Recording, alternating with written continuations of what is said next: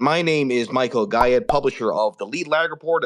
Joining me for the hour is Samantha LaDuc, who I haven't seen in a long time. You and I, Samantha, had a brief interaction many, many years ago. I'm glad that we're reconnecting here.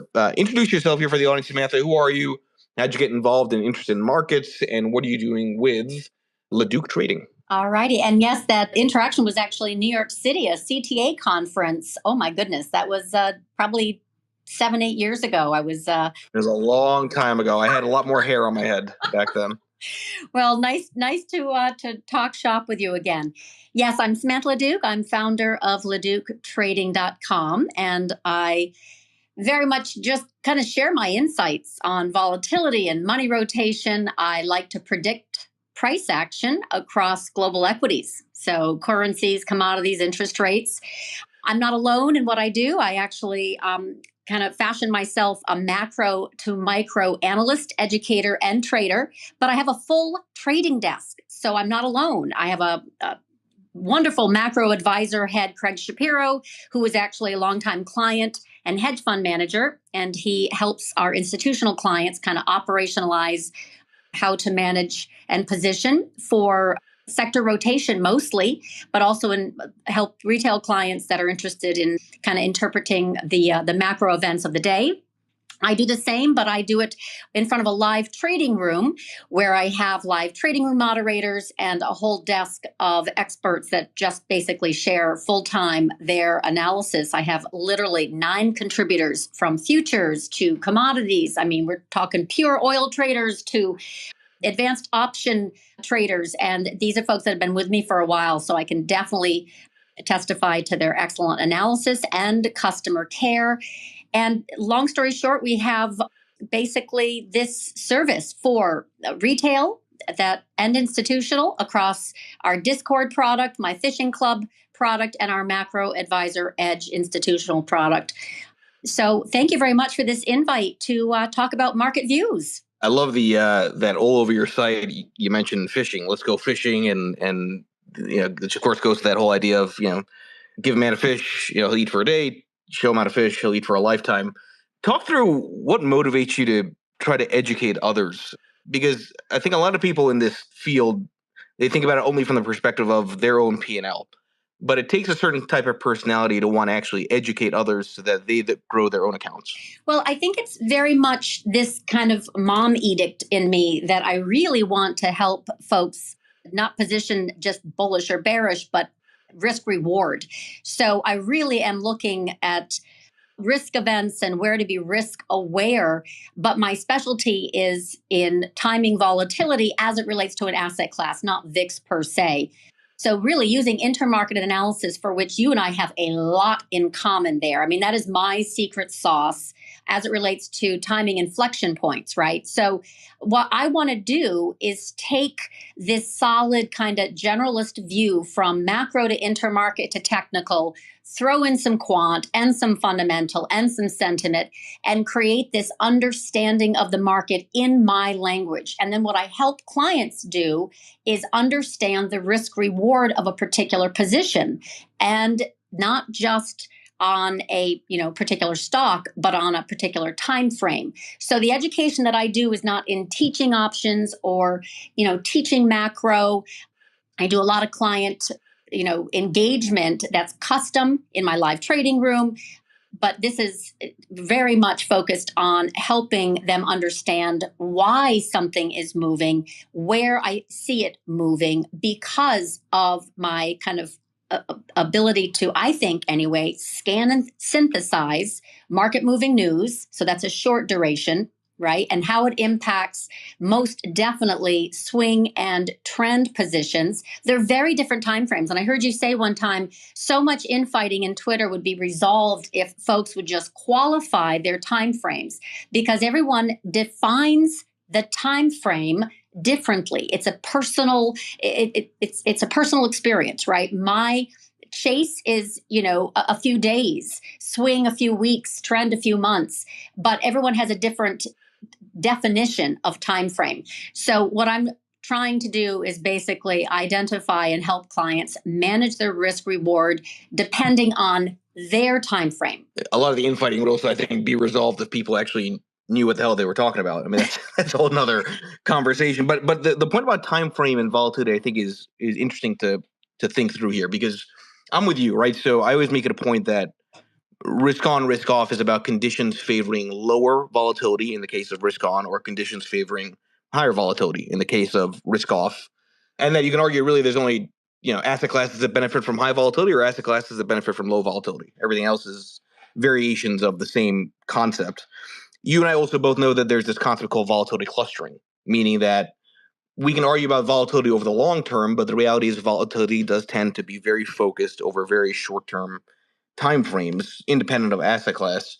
What are some of the things that you look at that help you identify if the conditions are there for heightened volatility risk in whatever asset class that you're looking at? Oh, that's basically what I do. So even as it relates to volatility as a tool, I've got a chart that I'm going to show a little bit after that shows how we're in a clustering time frame, which means we can have these periods of outsized volatility when a particular indicator flatlines. It can occur for a year or two, and then we go into this kind of bull market mode where volatility is greatly suppressed.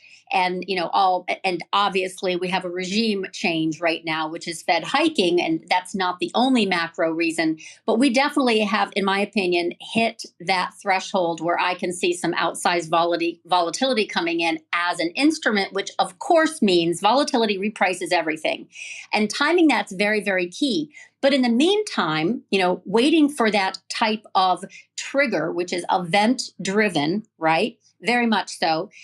I can basically time tops much better than bottoms because I can see distribution occurring, whether it be in the index, a sector, what have you, which is very, very helpful for timing tops. But typically the market will bottom on an event, right? There's typically a Fed intervention that comes into play.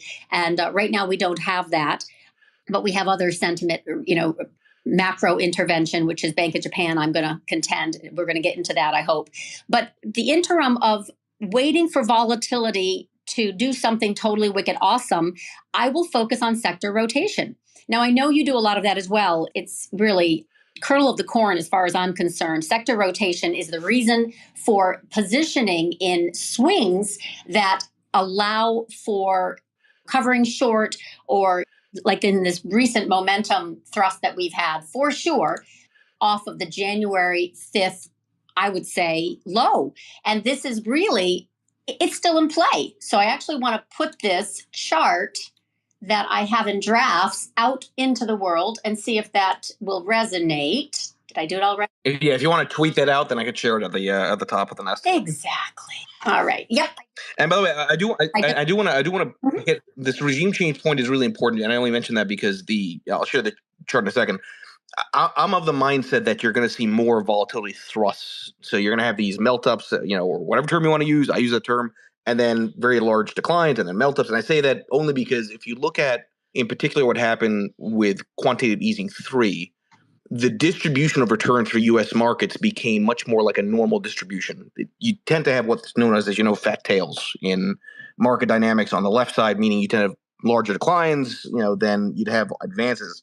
What was unusual in the zero interest rate policy in QE3 environment was that you didn't really have any kind of real left tail type of movement, which made all this momentum flow into the U.S. Now, to your point about rising rates and regime shift, to me, the end of quantitative easing is a really, really big freaking deal, right? In Absolutely. terms of more opportunities for volatility to pop up.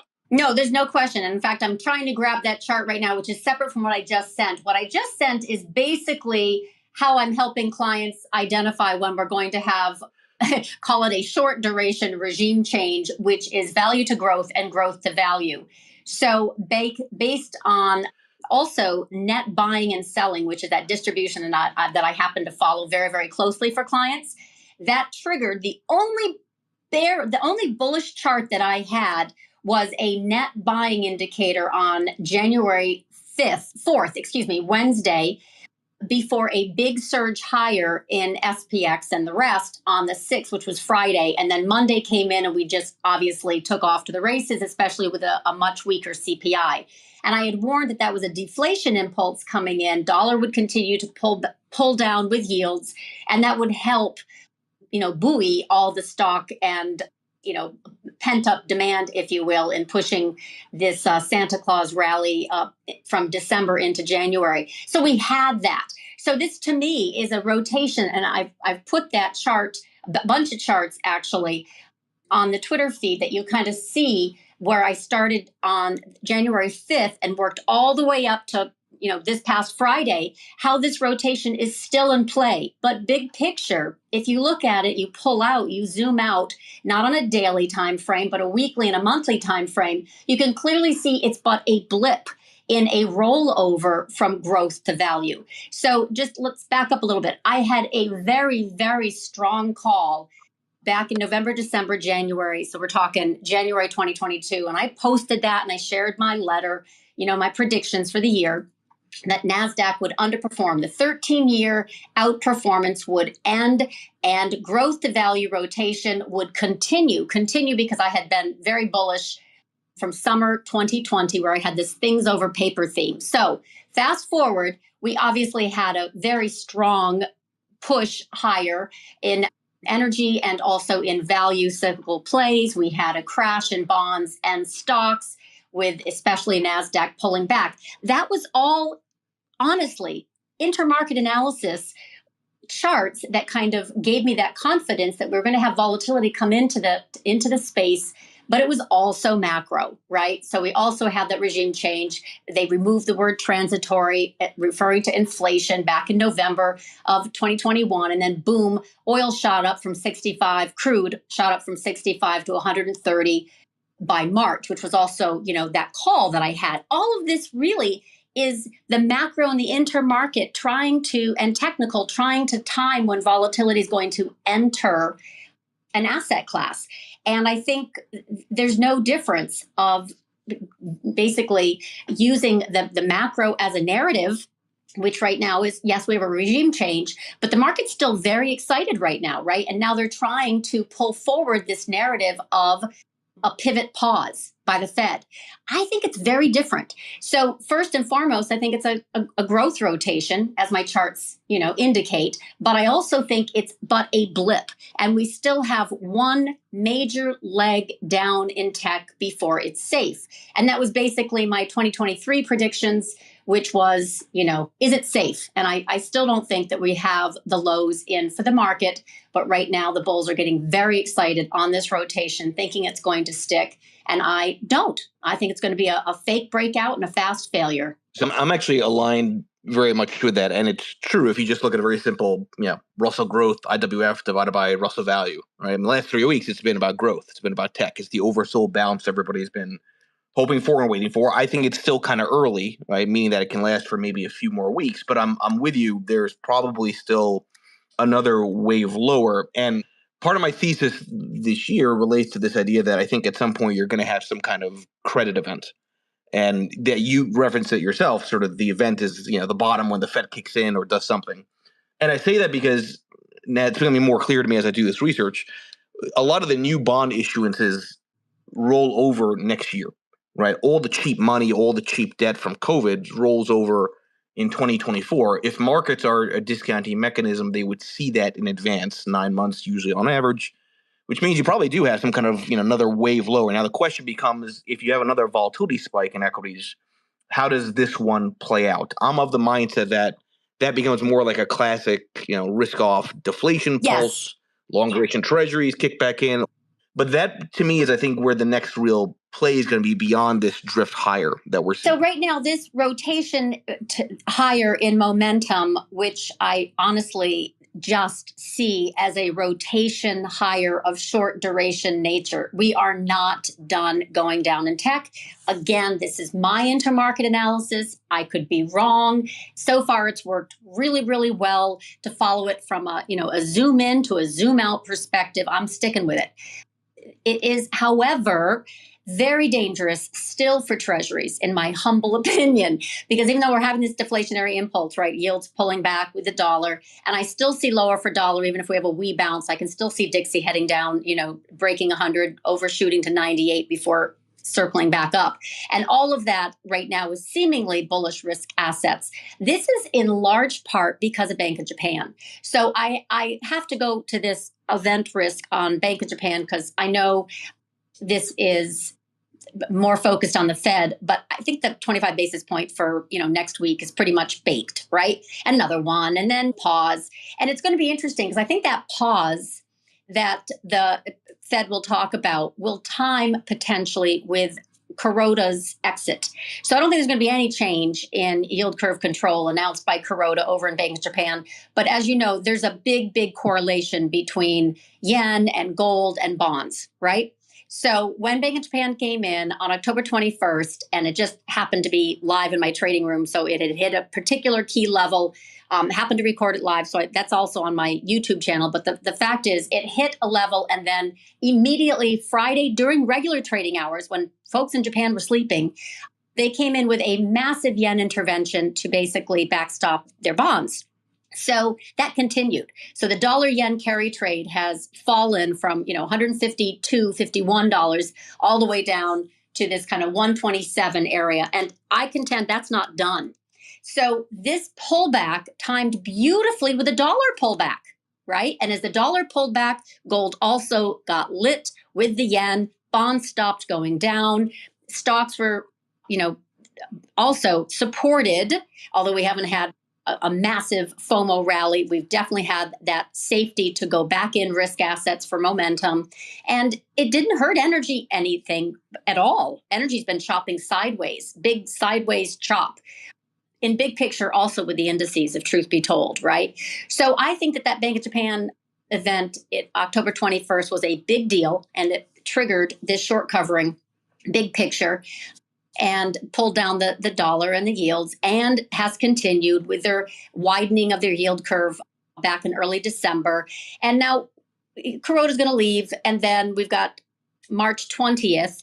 Inflation in Japan is, trickling higher, but it's really about, can they pass along higher prices? Can they actually increase wages? Right now, there's been no incentive by corporations to do that, but that's what's next, right? And higher wage demand and rising wages and declining productivity is the enemy of bonds. That was my major thesis in October 2021, posted that and said, this is it. We are going to have rising wages. That's the sticky part of inflation that's very lagging. And forget about products, goods. Let's just focus on wages.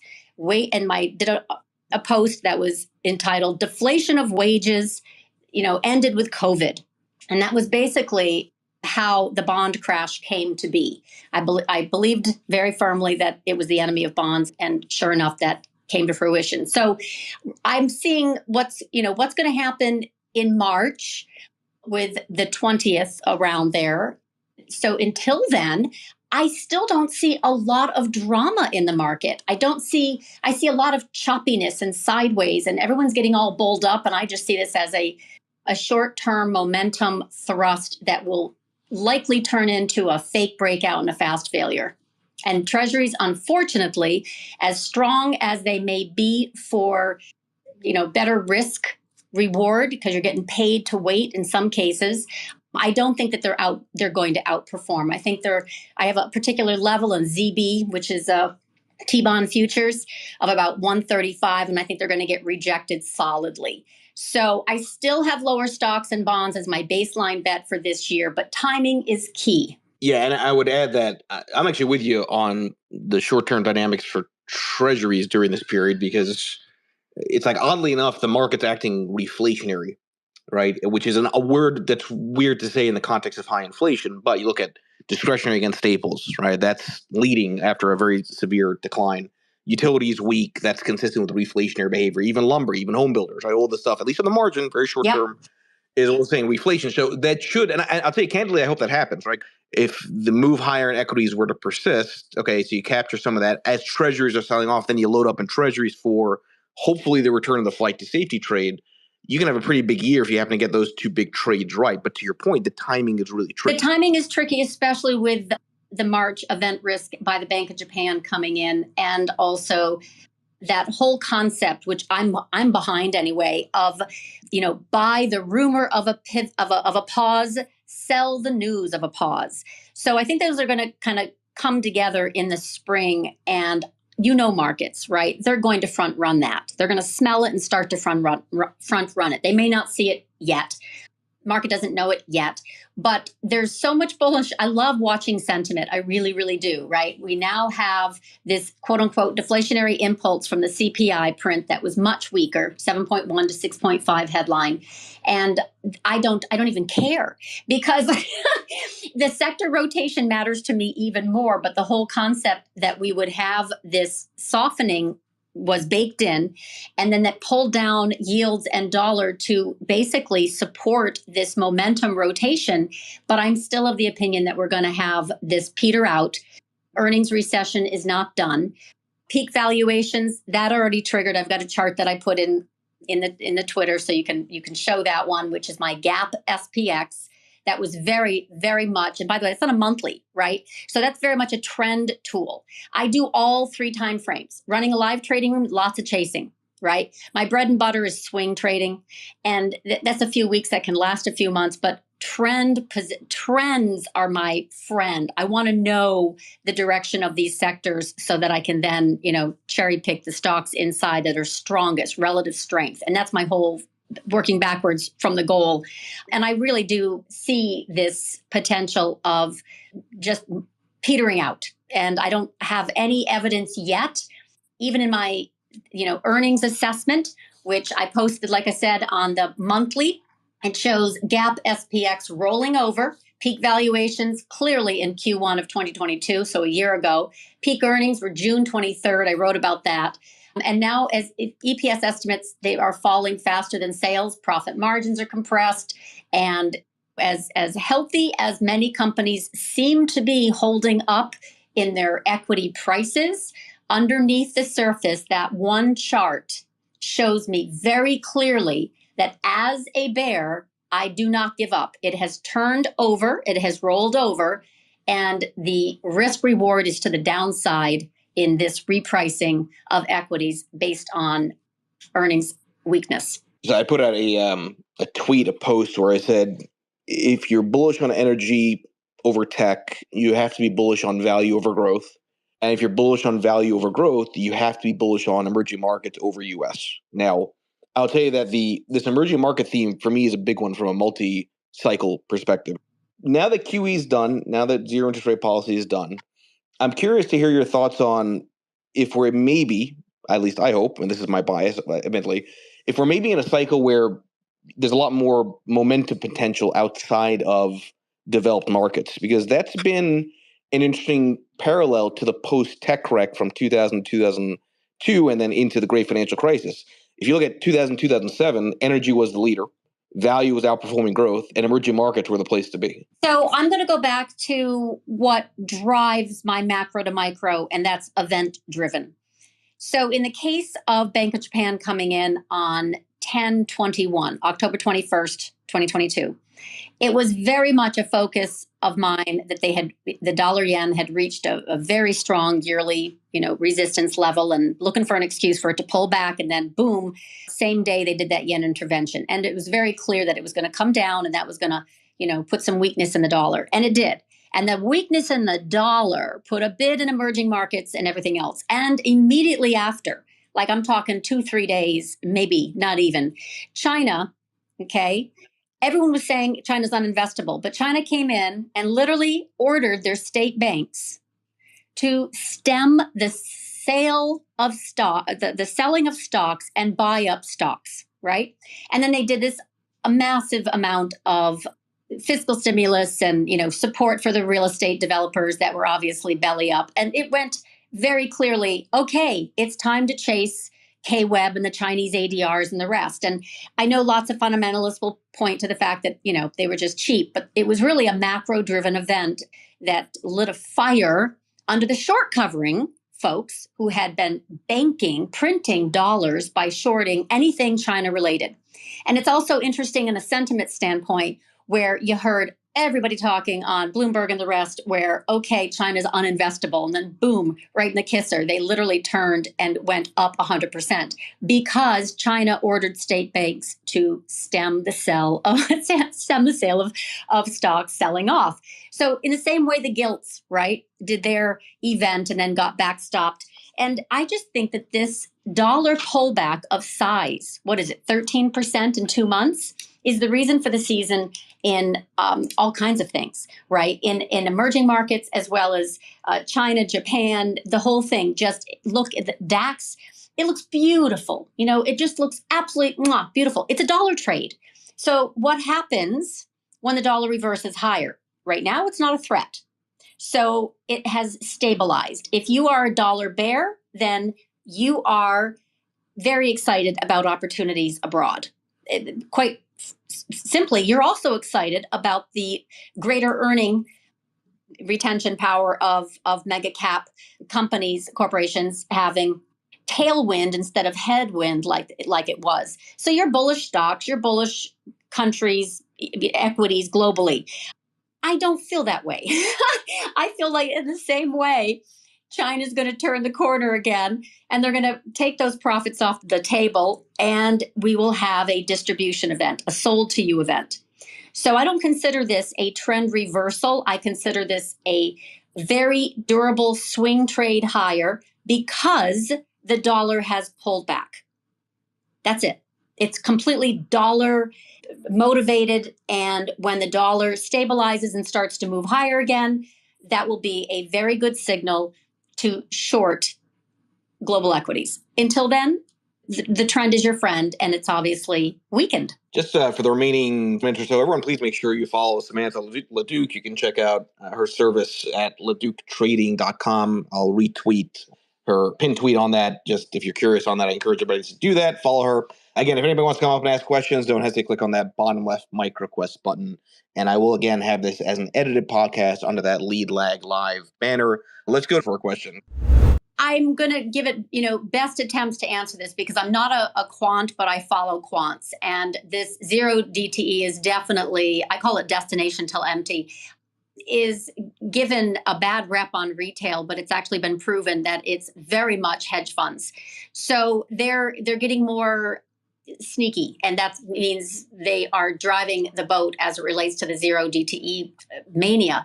But we've been very clearly told by Powell that we're going to have a soft landing.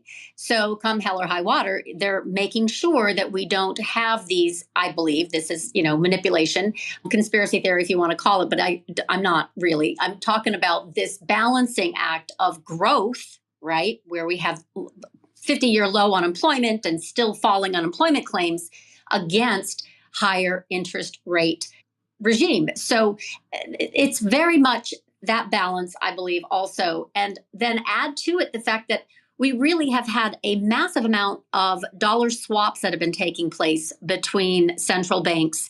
And that's something else that I track along with Fed liquidity. And the Fed liquidity is, when it comes into the market, it's stealth QE, and it's very supportive of markets. And that's actually one of the things that Craig follows very, very closely. And I've created some indicators around it as well. That is that three-legged approach, right? You've got the zero DTE, which is very much volatility suppressing. You've got the Fed, which is very volatility suppressing. They have ensured a soft landing. So if they're going to be credible, they're going to try their darndest. And then you've got basically this liquidity that comes into the market. And that's something that I really, really follow on every time frame. Like clients know that I have my charts up an hour, a day, and a week. And I'm looking at net liquidity, buying and selling all day long. Like I want to know if it is supported for higher, or when it turns, it's a sold to you, and be careful, right? And then if it continues, press. So for me, that's volatility suppression at its finest. All three reasons. And I put up a chart which shows that volatility regime, however, can last a while, right? So the kind of red shaded areas are in fact an area where the 65 EMA kind of flatlines a little bit, and that's where we have some wild swaths of volatility, let's put it that way. And it can last a few years, and then we go into this typically event-driven quantitative easing, which obviously gets the bulls raging and running, and they do. And then we go into this sideways digestion period again. I have it kind of shown in that 2011, 2012, and then again in 2014, 16, where we had that kind of oil industry recession, big time happening under the surface. Markets went sideways. We had some good sized volatility bouts in there. So, fast forward to 2018, 19, repo madness, and then COVID. Oh me, oh my. Well, guess what? We're right back squarely into the, I would say, 2023, 24 regime, where we're going to have some big, drama met with great buying opportunities. So while it's working its way out, I don't see the volatility the same way you do, which is maybe just on this shorter time frame. I look at it going, no, we are definitely going to have some volatility in the next year. The market doesn't know it yet. The timing, however, is key. So I hope that sort of kind of gave you like my overarching view of, as long as we have buying, net liquidity, Fed liquidity and net liquidity, which are kind of akin, then there is no volatility. Once that starts to get distributed underneath the surface, that's when volatility enters. And the last comment on that, my main focus is volatility, but not in the sense of VIX. It's sector rotation that I'm always sizing up, trying to figure out where money is moving, because there's always a bull market, And I have 100 ETFs, and I'm looking at where the strength and weakness is every day, every week, every month. And I'm looking at the leaders, and where are the leaders according to my trend, my best trend, scans and analysis. They're in sectors, and they stay strong, and they stay strong, and they stay strong, and I stay with those. But in lieu of sector rotation, that's when we have volatility. When nothing rotates, when money no longer rotates from growth to value, or, I don't care what, Bitcoin to KWeb, to, what I mean, to energy. When we don't have sector rotation, that's when volatility absolutely rears its ugly head. And by the way, that's also when the flight to safety tends to kick back in, which again is what failed last year. It's funny as you're talking about volatility suppression. So I'm going to argue that volatility suppression is ultimately credit spread manipulation. Because, right, and I say that because I keep going back to, people think that the Fed steps in when the S&P goes down heavy. It's not about the S&P. They're getting confused. It's ultimately about credit spreads. And the link there is that the VIX, when it spikes, tends to result in high yield really selling off. The differential between junk debt and AAA widens because default risk gets priced in. Yes. So given where rates are, right, and given that you're probably going to be in this kind of age of turbulence, which is my belief, you're going to have more and more of these credit spread, widening than contracting, and that should again coincide with volatility spikes, and only if it gets to be really extreme, then would the Fed step in to try to reliquify. But I think that's the really sort of key dynamic. Listen, I'm of the mindset that at some point this year, there's going to be an opportunity to get junk debt at like 10-15% yield, which would be after a real spread blowout, right? Which would be like, exactly to your point, Samantha, of another wave lower in equities. There's going to be some really good yield opportunities, but you got to be tactical and wait for those. Yes, correct. And right now we are being paid to wait, aren't we? 100%. Let's go for a question. This is one that I've had to really spend some time on. So what a really great question. So early on in November of 2020, I had this, very strong theme before that, yields were done going down, bonds were done going up. That was August of 2020.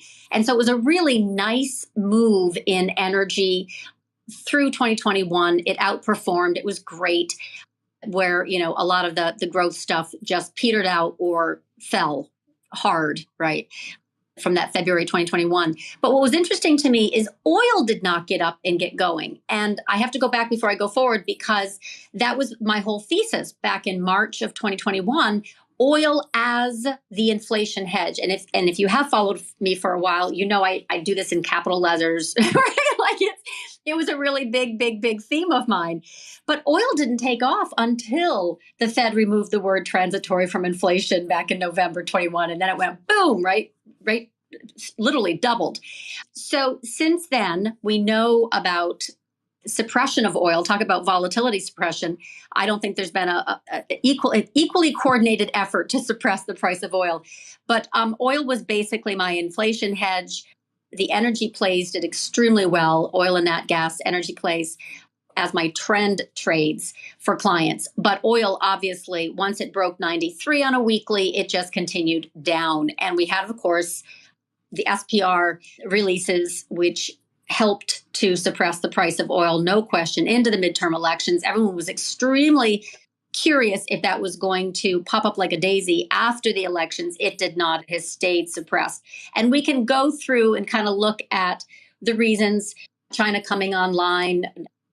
There are a good dozen reasons, but the gist of what I see in oil right now is it's sideways chop. I still have a lower level that has not been tagged yet. So it's a little, the market doesn't shake you out, it'll wear you out.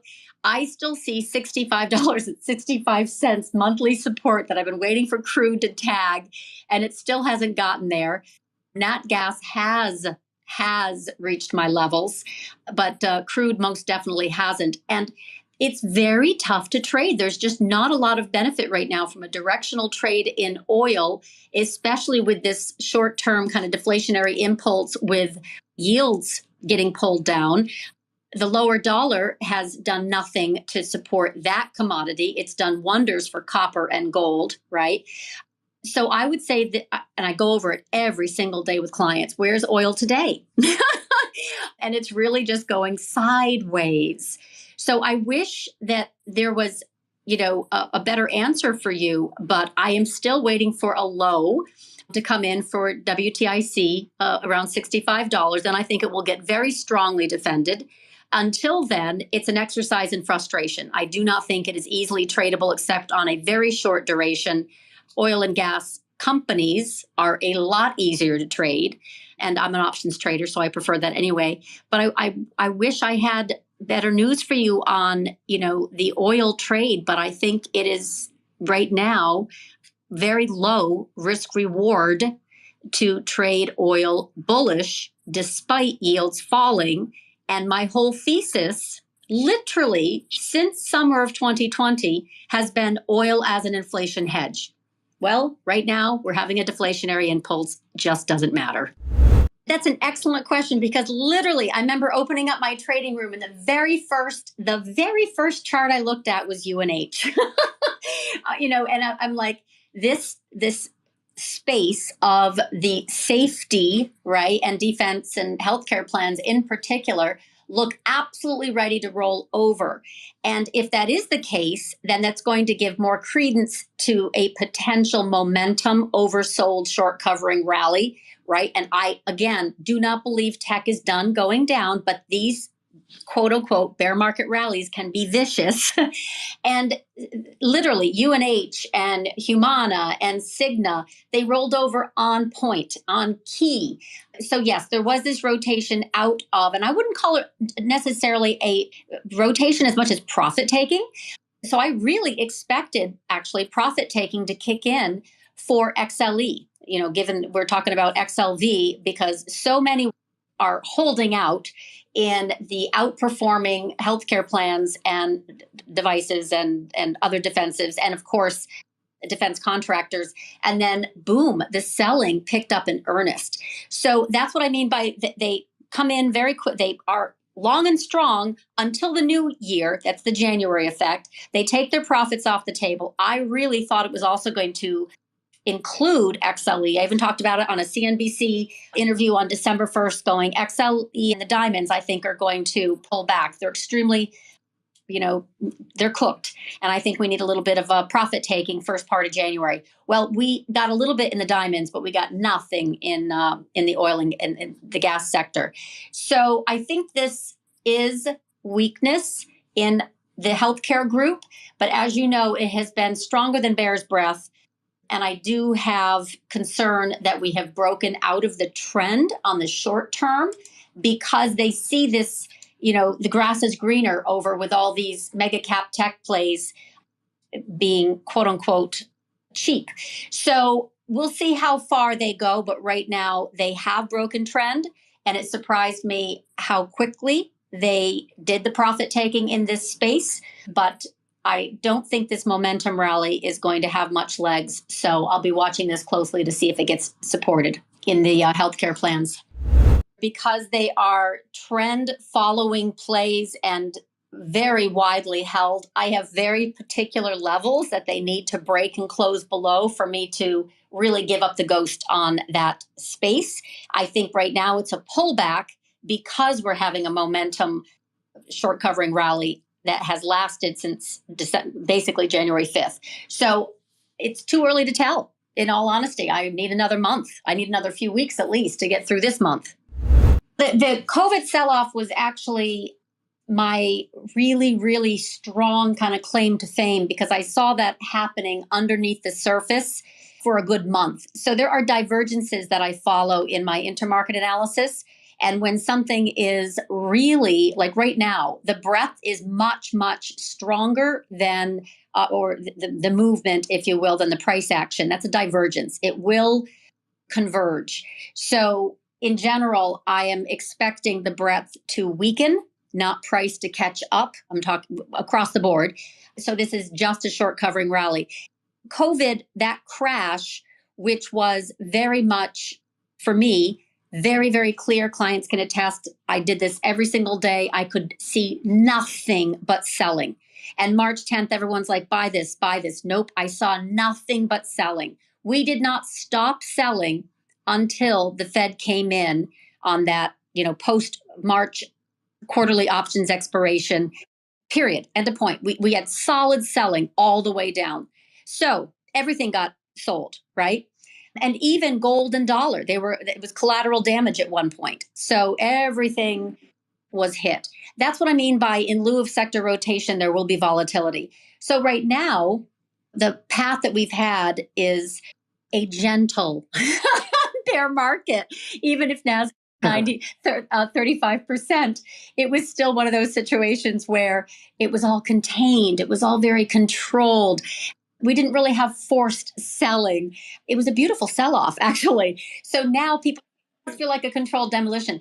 So now I don't think we're going to be so lucky in 2023. I think that there is going to be this, we always have it, right? FOMO, and then boom, right when the bulls get trapped, the bears come in. And the same has happened with the bears and the bulls come in. The CPI releases have been outsized and they have trapped many a bear. But the Fed then comes in and taps that whole thing down and says, now, wait a minute, it's higher for longer. So I don't look at the same things, I guess, that everyone does. I'm really looking at my intermarket and my secret sauce to identify buying and selling. We're clearly in buying mode. There's no question. It started coming in, Bank of Japan, if you want to go back that far, in October with the dollar pullback, and we've continued, and there's still net buying. But I think this is where it gets extended, exhausted, starts to peter out and roll back over. So that's the timing that I'm trying to literally pinpoint for clients live and across indices and sectors. But I don't see this. I don't know if you're asking me, what do we buy after we sell off? I don't know your time frame, but what I do for clients is I look from a trend standpoint every single week at the relative strength leaders, and I spy the sectors they're in, and obviously spend a lot of time digging into those sectors and in those particular leaders, and then I pick my favorites, and those become trend positions. So it's gonna depend. I think right now the most surprising for me is gold.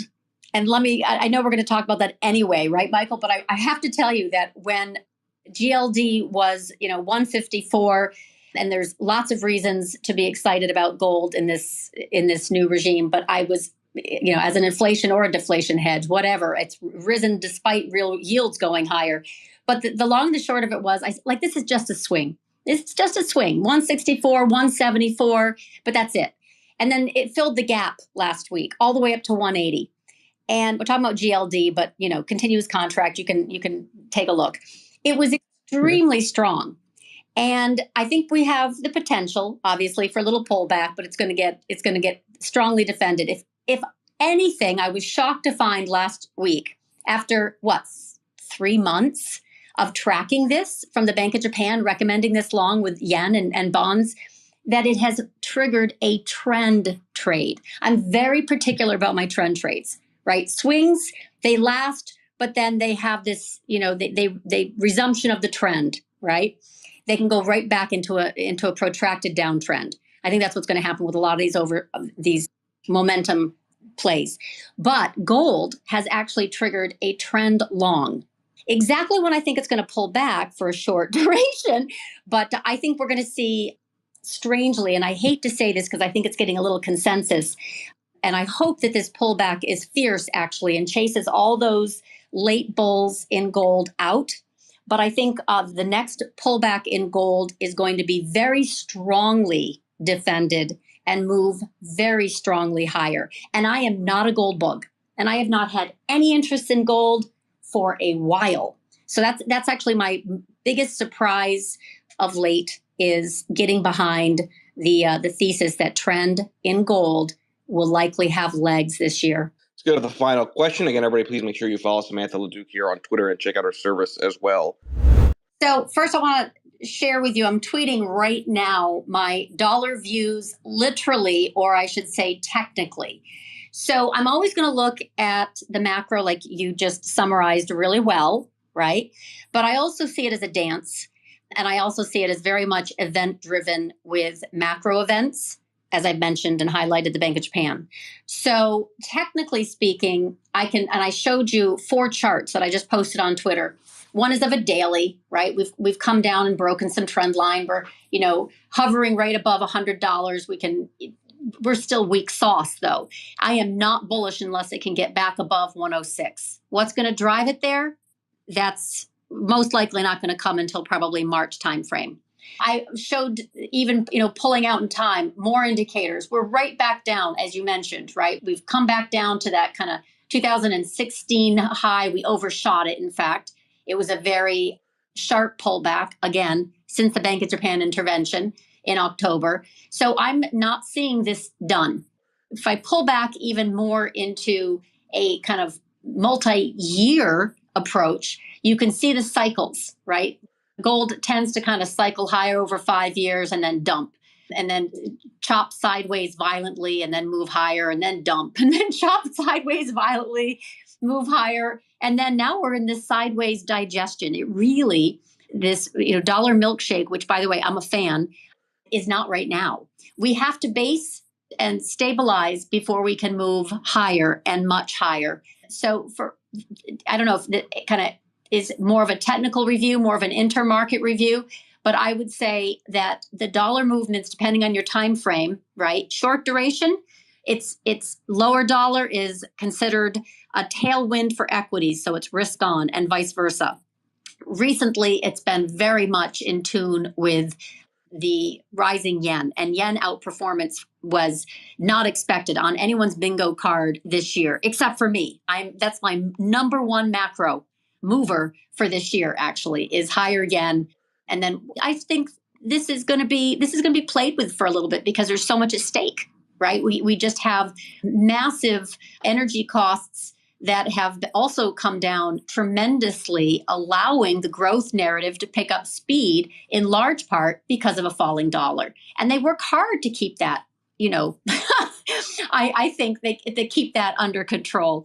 So I don't know if that answers your question, and it probably doesn't, but my view is short-term bearish, but I still think we have a higher leg in the dollar with yields that is yet to come. The timing is key. I think that's a good place to end this space. Again, everybody, please make sure you follow Samantha LaDuc. And by the way, let me just say real quick, given that I'm a little bit under the weather, folks, I'm not leaving Twitter. I'm just not going to be doing as many market commentary posts during the day. The insanity that happened the last several days was like the last straw for me. Please do me a favor, folks. Support good people. Support people like Samantha. Support people that try to be out there with integrity, with real names. There's so much bullshit and nonsense on Twitter, on FinTwit, where people follow people that can't even verify who they are, their knowledge base, and you certainly don't know if they're in the arena fighting. Okay, in my case, I'm a entrepreneur. Samantha's out there as well. Got a great service. follow people that have skin in the game. Whether you agree or disagree with them, at least you know that they're working hard and trying to deal with the unknowable tomorrow, the same constant everyone here has to deal with. With that said, everybody enjoy the rest of your night. I'm going to be doing a number of spaces this week. Hopefully I'll see you then. Thank you, Samantha. I really do appreciate it. Stay healthy, and thank you so much. I appreciate it, everyone. Happy trading. Stay safe.